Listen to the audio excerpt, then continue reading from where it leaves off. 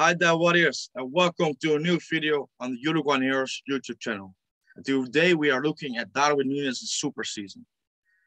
His second season at Benfica has been mesmerizing. He scored 34 goals in 41 appearances, including 6 in the Champions League. He's become the top scorer of Portuguese football with 26 goals, being the first Uruguayan to achieve this feat in the history of the competition. And this all came after a tough first season at Benfica, after being signed from Almeria for 25 million, which was a club record for Benfica. And Darwin, at this moment in time, looks or is set to go and leave Benfica because his season has not gone under the radar. It has alerted a lot of top clubs in Europe, including Atletico Madrid, Manchester United, Paris Saint-Germain, Chelsea, and a lot more. This race or this battle for signature we will cover on Twitter at the Uruguayan Heroes and also on here if there are major breakthroughs. But today we are looking at the numbers, the improvement, and the brilliance of Darwin Núñez in 2021-2022 season. So let's have a look at the statistics, because we are living in an age that is dominated by statistics. And for strikers, obviously, these matter. Absolutely. And as you can see here, if you go to the last column or the last column in or the 2021-2022 season column, then we will see the statistics which I just mentioned, and they are really impressive. And certainly when you look at the statistics in the season before, where Darwin scored only 6 league goals in 29 appearances, okay, he provided 10 assists, but these are not numbers that are, well, good enough for a striker of a big club in Portugal. He scored 5 in 8 Europa League appearances, which isn't bad. But overall, the season wasn't good enough. I wouldn't say it was extremely bad, but it was clear that at the start of the current season, Darwin was expected to step up his game big time. And he has done this. And not only in goals, because goals is easy, or it's easy to focus on goals, I mean. And he has done really well. But we have to look further than this. Darwin has improved the finishing for sure on the goals. He's been more clinical, less wasteful with chances, but also he's improved on his overall play. He's still not the best at this. He's no Benzema. Let's get that clear. He's more a Diego Costa type, in my opinion, but he's become more efficient and more simple in his overall play. Because Darwin, as for right now, you never know how development goes. For right now, he's not the player or the striker that creates many chances for his teammates with some through balls, with stuff like this. He can do something with his dribbling, getting past 1 or 2 opponents and setting up a teammate for a tap in or with a good cross. This is something he's capable of, certainly because he occupies a lot of the time the left wing, so he can create a dangerous situation from there with his individual brilliance. But he's not a player who's brilliant at linking up the play, or getting his teammates through on goal with a through ball. But even though he's not brilliant at this, he's certainly developed this aspect. And that is good to see. He's become more clear with his first touch and more clear with his link up. Not perfect, absolutely not. Still many levels to go to, but it's an improvement. And also another thing which is improved is his tendency or his lack of tendency now, fortunately, to be offside. In his first season, a lot of goals were called up for offside because he was offside, basically. And sometimes it was also a meter, 2 meters. And now there's still been goals that has been called off for offside. For example, against Porto, which was really harsh on him, was really marginally. But it's been a lot less than last season. So he's worked on this. And it's a good quality for him. It's a quality he has to. The timing of the run, he had to improve it, because this is a big weapon of his, to be on the last line of defense, making the runs in behind. This is one of his strongest areas of his game. And this is something that if he perfects it, he will be getting a lot more chances. And we have seen it this season. Still, like I said, with the overall play, not perfect, but it's improving. And that's all we want to see. We want to see improvement. We have to remember, he's a young player. He's 22 years of age. At this day and age of football, players are being scrutinized a lot. And if you're not the finished article at 22, people almost say that, well, I don't know if you can reach the top. But development of footballers is not linear.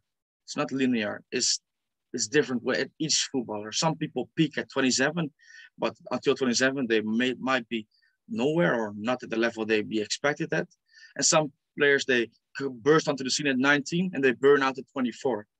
Every footballer has a different story. And for Darwin, this story has been a steady improvement. He came through at Peñarol. He came through for the Uruguay under 20 side. And although we saw some promise, he was really wasteful and he missed a lot of chances. And people, including me, were doubting him. They were doubting him whether he was good enough to be even playing for Uruguay under 20. But now, 2 or 3 years later, we're talking about him going to a top club in Europe. And that's football. That's the beauty about football. Sometimes players prove you wrong. And Darwin, for me, is someone who's done this to me. But I love every minute of it. And I hope that he keeps proving, well, not me anymore, because I'm fully behind him right now. And I see the desire he has in himself, the mentality and attitude to work on himself day after day. And he has talent. He absolutely has talent. But to make the comparison, Nicolas Siapacase was also one of the strikers in Uruguay under 20 in his time and also 2 years before this.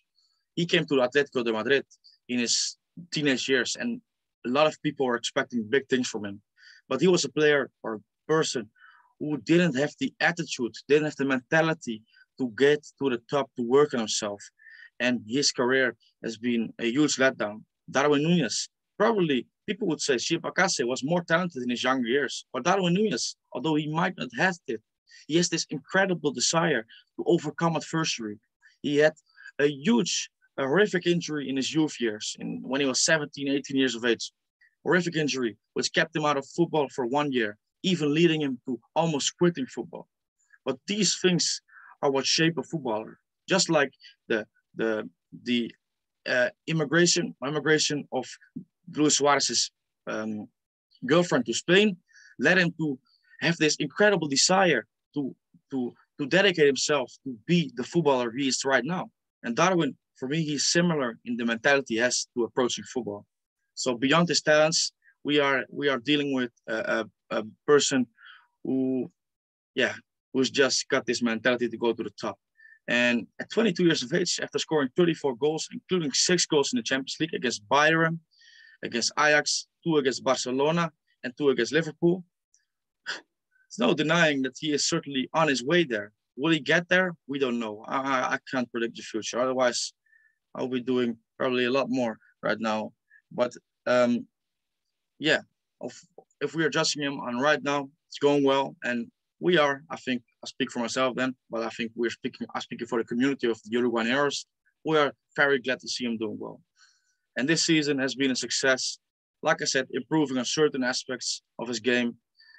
Well, while there's still a lot of room to improve, but that is positive because with his mentality, I think he will. So that's basically it. Breaking down his super season, the goals he got, the statistics, the improvement he has made.